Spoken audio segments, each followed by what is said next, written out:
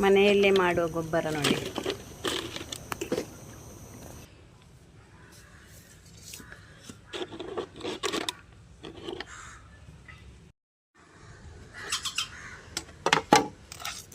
ಮನೆಯಲ್ಲಿ ಹಸಿ ತರಕಾರಿ ಹಾಗೂ ಉಳಿದ ಅನ್ನ ಸಾಂಬಾರು ಏನಿದೆ ಈ ಥರ ಒಂದು ಗೊಬ್ಬರ ಮಾಡಿದರೆ ತರಕಾರಿ ಗಿಡಗಳಿಗೆ ಹಾಗೂ ಹೂವಿನ ಗಿಡಗಳಿಗೆ ಇದರ ನೀರನ್ನು ಹಾಕಿದರೆ ಚೆನ್ನಾಗಿ ಬೆಳೀತದೆ.